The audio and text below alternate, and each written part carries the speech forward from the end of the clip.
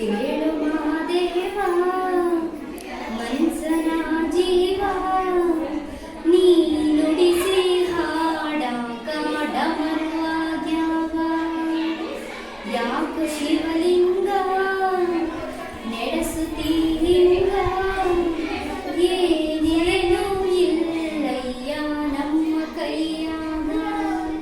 ಬಂದಿರುವಂಥ ಎಲ್ಲ ಪೋಷಕರಿಗೂ ನಮ್ಮ ಶಾಲೆ ಶಿಕ್ಷಕರಿಂದ ಪರವಾಗಿ ವೈಯಕ್ತಿಕವಾಗಿ ಸ್ವಾಗತವನ್ನು ಬಯಸುತ್ತೇನೆ. ಗುಣಮಟ್ಟದ ಶಿಕ್ಷಣ ಇರುತ್ತೆ. 1ನೇ ಕ್ಲಾಸಿಂದ ಇಂಗ್ಲೀಷ್ ಇರ್ತದೆ, ಬಿಸಿಯೂಟ ಇರುತ್ತೆ, ಪೌಷ್ಟಿಕ ಆಹಾರ ಕೊಡಬೇಕು, ಮತ್ತು ಪ್ರಯೋಗಾಲಯಗಳ ಕಾರ್ಯಕ್ರಮಗಳಿರುತ್ತೆ, ಪ್ರವಾಸ ಇರ್ತದೆ. ಯಾಕೆ ಈ ಹಲವಾರು ಕಾರ್ಯಕ್ರಮಗಳು ಯಾಕೆ ಆಗ್ತಾರೆ ಅಂತಂದರೆ ಮಕ್ಕಳನ್ನ ಪೇರೆಂಟ್ಸು ನಮ್ಮ ಗೌರ್ಮೆಂಟ್ ಸ್ಕೂಲ್ಗೆ ಸೇರಿಸಲಿ ಅನ್ನೋ ಒಂದು ಉದ್ದೇಶದಿಂದ ಆಗ್ತಾರೆ. ಶಿಕ್ಷೆಗೆ ಸೇರಿಸಲಿ ಅನ್ನೋ ಇಷ್ಟೆಲ್ಲ ಗ್ರಂಥಾಲಯ ವ್ಯವಸ್ಥೆ ಇದೆ, ಫ್ರೀ ಶೂ ಶಾಪ್ಸ್ ಕೊಡ್ತಾರೆ, ಫ್ರೀ ಬುಕ್ಸ್ ಕೊಡ್ತಾರೆ, ಫ್ರೀ ಯೂನಿಫಾರ್ಮ್ ಕೊಡ್ತಾರೆ.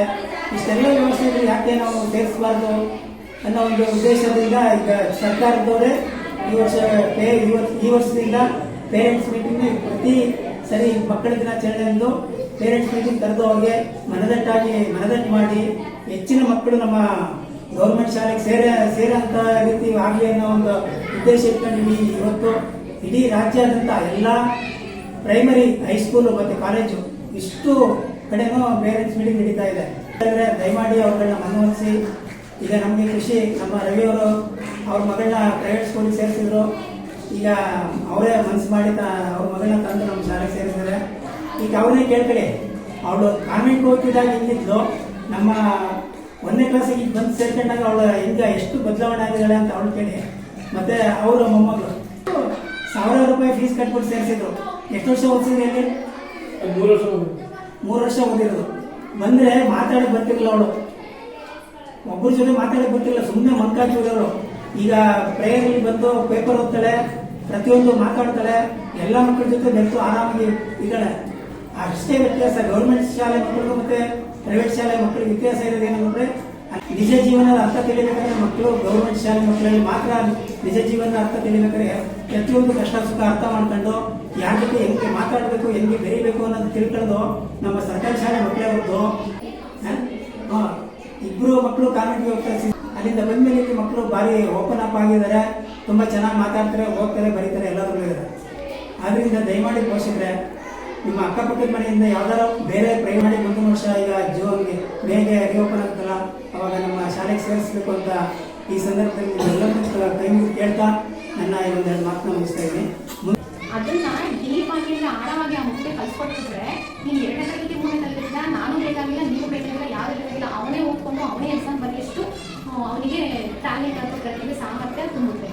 ಹಕ್ಕುಗಳ ವಿಚಾರ ಬಂದಾಗ ಮಕ್ಕಳುಗಳಲ್ಲೂ ಕೂಡ ಮಕ್ಕಳ ಹಕ್ಕುಗಳು ಅನ್ನೋದನ್ನ ತುಂಬ ಹಿಂದೆನೇ ನಾವು ನಮ್ಮ ಸಂವಿಧಾನದಲ್ಲಿ ಓದಿದ್ದೀವಿ, ತಿಳ್ಕೊಂಡಿದ್ದೀವಿ. ಅದನ್ನು ಸರ್ಕಾರದಿಂದ ಹೆಚ್ಚು ಒತ್ತು ಕೊಡ್ತಾ ಬಂದಿದ್ದೀವಿ. ಆ ಮಕ್ಕಳ ಶಿಕ್ಷಣ ಹಕ್ಕು ಅಂದರೆ ಮಗುಗೆ ಎಲ್ಲ ರೀತಿಯಲ್ಲೂ ಅವನಿಗೆ ಶಿಕ್ಷಣ ಮತ್ತು ಗುಣಮಟ್ಟದ ಯಾವುದೇ ರೀತಿ ತೊಂದರೆ ಆಗದಂಗೆ ಗುಣಮಟ್ಟದ ಶಿಕ್ಷಣವನ್ನು ಉಚಿತವಾಗಿ ನೀಡ್ತಾ ಇದ್ದೀವಿ. ಹೌದು, ಅದಕ್ಕೂ ಕೂಡ ಪೋಕ್ಸೋ ಕಾಯ್ದೆಯಿಂದಲೇ ತಂದುಬಿಟ್ಟಿದ್ದಾರೆ ಸಂವಿಧಾನದ ಪ್ರಕಾರ.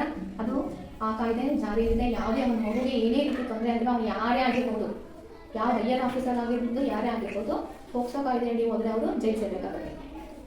ಆ ರೀತಿ ಕಾಯ್ದೆ ಇದೆ, ಹಕ್ಕು ಇದೆ. ಮಗುಗೆ ಯಾವುದೇ ರೀತಿ ತೊಂದರೆ ಆದಂಗೆ ನೋಡ್ಕೊತಾ ಇದ್ದಾರೆ. ಒಂದು ಮಕ್ಕಳ ಹಕ್ಕುಗಳಿಗೆ ಹೋದರೆ ಯಾವುದೇ ಮಗುವನ್ನು ತುಂಬ ಅಪಾಯಕಾರಿ ಉದ್ಯೋಗಗಳಲ್ಲಿ ಕರ್ಕೊಂಡು ನೇಮಕ ಮಾಡ್ಕೊಂಡು ಕೆಲಸ ಮಾಡಿಸೋದಿಲ್ಲ. ಅದು ಮಗುವಿನ ಹಕ್ಕು. ಆ ರೀತಿ ಯಾರು ತಂದೆ ತಾಯಿನ ಕಳಿಸಂಗಿಲ್ಲ, ಯಾವುದೇ ಮಾಲೀಕನಾಗಲಿ ಯಾರಾಗಲಿ ಆ ರೀತಿ ಕೆಲಸವನ್ನು ತೋರಿಸ್ಕೊಳ್ಳೋದಿಲ್ಲ. ಈ ರೀತಿ ಹಕ್ಕುಗಳನ್ನ ನಾವು ಏನು ಮಾಡ್ತಾ ಇದ್ದೀವಿ, ಗಮನದಲ್ಲಿ ಇಟ್ಕೊಂಡಿದ್ದೀವಿ. ಇದೆಲ್ಲ ಈಗ ಕಡಿಮೆ ಆಗಿದೆ. ಆಮೇಲೆ ಇನ್ನೊಂದೇನು ಅಂತಂದರೆ, ಒಂದು ಮಗು ಏನಾದ್ರು ಶಾಲೆಗೆ ಬರಲಿಲ್ಲ ಅಂತಂದರೆ ನಾವು ಎಷ್ಟು ಫೋನ್ ಮಾಡ್ತೀವಿ, ಕರ್ಕೊಂಡು ಬನ್ನಿ, ಆ ರೀತಿ ಮಾಡಬೇಡಿ ಅಂತ ಮನವೊಲಿಸ್ತೀವಿ, ಮತ್ತು ಸಮಾಧಾನ ಮಾಡ್ತೀವಿ. ಅವನಿಗೆ ಏನೋ ಸಲಹೆಯನ್ನು ಕೊಡ್ತೀವಿ, ಮಗು ಶಾಲೆಗೆ ತಪ್ಪಿಸ್ಕೊಡ್ದಂಗೆ. ಇವಾಗೆಲ್ಲ ಆಗ್ತಿದೆಯಾ ಇವರೇ?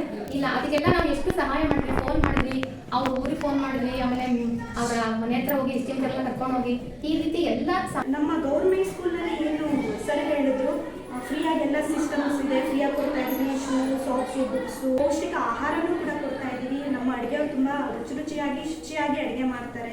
ಸೊ ಇದೆಲ್ಲದ್ರ ಜೊತೆಗೆ FLN ಅನ್ನೋದು ಒಂದು ನಡೀತಾ ಇದೆ. ಅಂದರೆ ಒಂದು ಮಗು ಏನು ಬೇಸಿಕ್ ಮೂಲಭೂತವಾಗಿ ಅಕ್ಷರ ಜ್ಞಾನ ಮತ್ತು ಸಂಖ್ಯಾ ಜ್ಞಾನನ ಕಲಿಬೇಕು. ಸಿಂಪಲ್ ಆಗಿರೋದು, ಕೂಡೋದು, ಕಳಿಯೋದು, ಗುಣಿಸೋದು, ಭಾಗಿಸೋದು, ಲೆಕ್ಕ, ಪ್ರಾಕ್ಟಿಕಲ್ ನಾಲೆಡ್ಜ್ ಇದೆ. ಅದು ನಿಮ್ಮ ಕಡೆಯಿಂದಲೂ ಬಂದಿರುತ್ತೆ. ನಾವು ಸ್ಕೂಲಲ್ಲೇ ಹೇಳ್ಕೊಡ್ತೀವಿ ಅನ್ನೋದಲ್ಲ. ನೀವೇನು ಮಕ್ಕಳಿಗೆ ಸಾಮಾನ್ಯವಾಗಿ ಅಂಗಡಿಗೆ ಹೋಗಿ ತೊಗೊಂಡ್ಬಾ, ದಿನಸಿ ತೊಗೊಂಡ್ಬಾ, ಚೇಂಜ್ ವಾಪಸ್ ತೊಗೊಂಡ್ಬಾ ಅಂತ ಹೇಳೋದು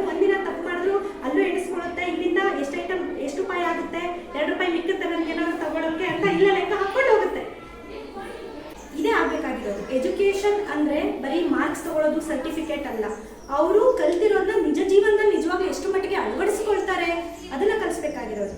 ಬೋರ್ಡ್ ಹಿಂದೆ ತಿರುಗಿ ನೋಡಿದ್ರೆ ಏನು ಬೋರ್ಡ್ ಮೇಲೆ ಬರೆದಿದ್ದೀವಿ ಅದಷ್ಟು ಪ್ರತಿ ಸರ್ಕಾರಿ ಶಾಲೆನಲ್ಲೂ ಆಗ್ತಿದೆ. ಪ್ರತಿದಿನ ನಮ್ಮಲ್ಲಿ ಸಚೇತನ ಕಾರ್ಯಕ್ರಮ ಅಂತ ನಡೆಯುತ್ತೆ. ಕ್ಯಾಲೆಂಡರಲ್ಲಿ ಕೊಟ್ಟಿದ್ದಾರೆ ಗೌರ್ಮೆಂಟ್ ಅವರು ಯಾವ್ಯಾವ ವಿಷಯ ಹೇಳಬೇಕು ಅಂತ. ಆ ವಿಷಯಕ್ಕೆ ಸಂಬಂಧಪಟ್ಟಂಗೆ ಅದೇ ತರಗತಿ ಟೆಕ್ಸ್ಟ್ ಬುಕ್ ಅಲ್ಲೇ ಇರುತ್ತೆ. ಅದ್ರ ಜೊತೆಗೆ ಟೀಚರ್ ಹತ್ರ ಏನೋ ಸ್ವಲ್ಪ ಹೇಳ್ಕೊಂಡು ಅಥವಾ ಪೇರೆಂಟ್ಸ್ ಹತ್ರ ತಿಳ್ಕೊಂಡು ಬಂದು ವಿಷಯಗಳನ್ನ ಅಲ್ಲಿ ಹೇಳ್ತಾರೆ ಮಾಡಿರುವಂಥದ್ದು. ನಾವು ಅದನ್ನ ಅಪ್ರಿಷಿಯೇಟ್ ಮಾಡ್ಬೇಕಲ್ವಾ. ಅವ್ರಿಗಿರೋ ನಾಲೆಡ್ಜ್ಗಿಂತ ಸ್ವಲ್ಪ ಹೆಚ್ಚಿನ ತಿಳ್ಕೊಂಡು ಬರ್ತಿದ್ದಾರೆ ಅಂದ್ರೆ ಅದಕ್ಕೆಲ್ಲ ಕಾರಣ ಇದೆ. ಮಕ್ಳು ಕೇಳಿದಾಗ ಒಂಚೂರು ಹೇಳ್ತೀರಾ, ಕೆಲವೊಂದು ಗೊತ್ತಾಗಲಿಲ್ಲ ಅಂದ್ರೆ ಮೊಬೈಲಲ್ಲಿ ನೋಡ್ತೀವಿ, ಕೊಡಿ, ಬೆಲೆ ಕೊಡಬೇಡಿ, ಅವ್ರಿಗೇನು ಫೆಸಿಲಿಟಿನೇ ಕೊಡಬೇಡಿ ಅನ್ನೋದಿಲ್ಲ. ನಮ್ಮ ಶಾಲೆನಲ್ಲೂ ಟ್ಯಾಬ್ ಇದೆ. ನಾವು ಕೆಲವೊಂದು ವಿಡಿಯೋಸ್ನ ಈಗ ಹೃದಯ ಹೆಂಗಿರುತ್ತೆ ಅಂತ ನಾನು ಚಿತ್ರವನ್ನು ತೋರಿಸೋ ಬದಲಿಗೆ ಒಂದು ವಿಡಿಯೋ ತೋರಿಸಿದ್ರೆ ಚೆನ್ನಾಗಿ ಅರ್ಥ ಆಗುತ್ತೆ, ನಿಜವಾಗ್ಲೂ ಹೃದಯ ಹೆಂಗೆ ಕೆಲಸ ಮಾಡುತ್ತೆ ಅಂತೆಲ್ಲ. ಆ ಥರದ್ದೆಲ್ಲ ನಮ್ಮ ಶಾಲೆನಲ್ಲಿ ನಾವೇ ಮಾಡ್ತಾ ಇದ್ದೀವಿ. ಎಜುಕೇಷನ್ ವಿಡಿಯೋಸ್ ತೋರಿಸ್ತೀವಿ. ಒಂದು ಚಿಕ್ಕ ಚಿಕ್ಕ ಪ್ರಯೋಗಗಳಿದ್ರೆ ನಮ್ಮಲ್ಲಿರೋ ಫೆಸಿಲಿಟಿನಲ್ಲಿ ಬಳಸ್ಕೊಂಡು ಮಾಡೋಕ್ಕಾಗದೇ ಇರೋದನ್ನೆಲ್ಲ ಇಂಟರ್ನೆಟ್ ಸಹಾಯದಿಂದ ಹೇಳ್ಕೊಡ್ತಾ ಇದ್ದೀವಿ. ಆ ಗ್ಯಾಪ್ನ ಫಿಲ್ ಮಾಡೋಕ್ಕೋಸ್ಕರ ನಾವು ಈ ಟೆಕ್ನಾಲಜಿನ ಯೂಸ್ ಮಾಡ್ಕೊತಾ ಇದ್ದೀವಿ. ಇನ್ನು ಸುಸಜ್ಜಿತವಾದಂತಹ ಲೈಬ್ರರಿ ಇದೆ ನಮ್ಮ ಶಾಲೆಯಲ್ಲಿ. ಪ್ರತಿದಿನ ಒಂದೊಂದು ಮಗು ಒಂದೊಂದು ಲೈಬ್ರರಿ ಬುಕ್ನ ಓದುತ್ತೆ. ಇದೆಲ್ಲ ಮಾಡ್ತಾ ಇದ್ದೀವಿ. ನಿಮ್ಗೆ ಯಾಕೆ ಗೊತ್ತಾಗ್ತಿಲ್ಲ ಅಂದರೆ ನಾವು ಪ್ರೈವೇಟ್ ಸ್ಕೂಲ್ ಥರ ಪ್ರಚಾರ ಮಾಡ್ತಾ ಇಲ್ಲ, ಅಷ್ಟೇ ಡಿಫ್ರೆನ್ಸ್. ಪ್ರತಿಯೊಂದು ಆಗ್ತಿದೆ. ಗೌರ್ಮೆಂಟ್ ಏನೇ ಒಂದು ಸರ್ಕ್ಯುಲರ್ ಕಳಿಸಿದ್ರು ಅದನ್ನು ಫಾಲೋ ಮಾಡಲೇಬೇಕು ಆಗುತ್ತೆ. ಸೊ ನಮಗೆ ವಿಧಿ ಇಲ್ಲ ಅಂದ್ರೂ, ಇಷ್ಟ ಇದ್ರು ಕಷ್ಟ ಇದ್ರು ಮಾಡಲೇಬೇಕು. ಆ ನೆಪದಲ್ಲಾದ್ರೂ ಮಕ್ಕಳು ಕಲಿತಾರೆ. ಎಲ್ಲರಿಗೂ ಇವತ್ತು ಪೇರೆಂಟ್ಸ್ ಮೀಟಿಂಗ್ ಅಂತ ಹೇಳಿದ್ದೀವಿ, ಇಡೀ ಊರಿಗೆ ಅನೌನ್ಸ್ ಮಾಡಿದ್ದೀವಿ. ಆದರೂ ಕೂಡ ನೀವಿಷ್ಟು ಜನ ಇರೋ ಕೆಲಸನ ಬಿಟ್ಟು ನಿಮ್ಮ ಮಕ್ಕಳಿಗೆ ಒಂದಿನ ಕರೆದಿದ್ದಾರೆ, ನೋಡೋಣ ಏನಾಗುತ್ತೆ ನನ್ನ ಮಗು ಶಾಲೆನಲ್ಲಿ ಅಂತ ತಿಳ್ಕೊಳ್ಳೋಕ್ಕೋಸ್ಕರ ನಿಮ್ಮ ಟೈಮ್ನ ಮೀಸಲಿಟ್ಟು ನಮ್ಮ ಶಾಲೆಗೆ ಬಂದಿದ್ದೀರಾ. ಅದಕ್ಕೋಸ್ಕರ ಇನ್ನೊಂದ್ಸರಿ ನಿಮಗೆಲ್ಲ ಧನ್ಯವಾದ ಹೇಳ್ತಾ ನನ್ನ ಮಾತನ್ನು ನಿಮ್ಮ ಮಕ್ಳಿಗೋಸ್ಕರ ಬರ್ತಾ ಇದ್ದೀರಾ. ನಿಮ್ಮ ಮಕ್ಕಳು ಹೇಗಿದೆ, ವಿದ್ಯಾಭ್ಯಾಸ ಕಲಿತಿದ್ದಾರಾ, ಸ್ಕೂಲಲ್ಲಿ ಹೇಗೆ ವರ್ತಿಸ್ತಿದ್ದಾರೆ, ಇದನ್ನೆಲ್ಲ ತಿಳ್ಕೊಳ್ಳೋಕ್ಕೆ ಅಂತಲೇ ಸರ್ಕಾರಿ ಕಾರ್ಯಕ್ರಮವನ್ನು ಹಮ್ಮಿಕೊಂಡಿರೋದು. ಇಟ್ಟು ಬನ್ನಿ. ನೀವು ಬಂದಾಗ ಮಕ್ಳಿಗೊಂದು ಭಯ ಇರುತ್ತೆ. ನಮ್ಮ ಪೇರೆಂಟ್ಸ್ ಬರ್ತಾರೆ, ನಾವು ಸ್ವಲ್ಪ ಚೆನ್ನಾಗಿ ಓದಬೇಕು, ಮನೇಲಿ ಕೇಳ್ತಾರೆ ಅನ್ನೋದು ಒಂದು ಭಯ ಇರುತ್ತೆ. ಅದೇ ರೀತಿ ಸ್ವಲ್ಪ ಜಾಸ್ತಿ ಸ್ಕೂಲಿಂದ ತಪ್ಪಿಸ್ಬೇಡಿ. ರಜಾ ಅದು ಇದು ಅಂತ ಸ್ವಲ್ಪ ಆದಷ್ಟು ಕಳಿಸ್ಕೊಡಿ ಸ್ಕೂಲಿಗೆ. ಜೊತೆಗೆ ಇನ್ನೊಂದು, ನಿಮ್ಮಲ್ಲಿ ಯಾರಿಗಾದ್ರೂ ಪ್ರತಿಭೆ ಇದ್ದರೆ, ನಾನು ಡ್ಯಾನ್ಸ್ ಚೆನ್ನಾಗಿ ಮಾಡ್ತೀನಿ, ನಾನು ರಂಗೋಲಿ ಹೇಳ್ಕೊಡ್ತೀನಿ ಅಂತ ಏನಾದ್ರು ಮ್ಯಾಟ್ ಹೇಳ್ತೀನಿ, ಈ ಥರದ್ದಿದ್ದರೆ ಯಾವಾಗ ನಿಮ್ಗೆ ಫ್ರೀ ಅನಿಸುತ್ತೆ ಅವ್ರು ಬಂದು ಸ್ವಲ್ಪ ನಮ್ಮ ಮಕ್ಳಿಗೂ ಒಂಚೂರು ಟ್ರೈನಪ್ ಮಾಡುವಂಥ ಆಸೆ ನಿಮ್ಮಲ್ಲಿ ಇದ್ದರೆ ಒಂಚೂರು ಬರ್ಬೋದು, ನೀವು ಅವಕಾಶ ಮಾಡಿಕೊಡ್ತೀವಿ. ಅದಕ್ಕೆ ಬಂದು ನಿಮ್ಮಲ್ಲಿರುವಂಥ ಪ್ರತಿಭೆನೂ ಸ್ವಲ್ಪ ನಮ್ಮ ಮಕ್ಕಳಲ್ಲೂ ಹಂಚ್ಕೊಡಿ. ಯಾಕೆಂದರೆ ನಿಮ್ಮ ಅದೇ ರೀತಿ ಎಲ್ಲ ಪೋಷಕರು, ಮುಖ್ಯ ಶಿಕ್ಷಕರು, ಸಹ ಶಿಕ್ಷಕರು ಕೂಡ ಭಾಗಿಯಾಗಿದ್ದಾರೆ. ಎಲ್ಲರಿಗೂ ನನ್ನ ವಂದನೆಗಳನ್ನು.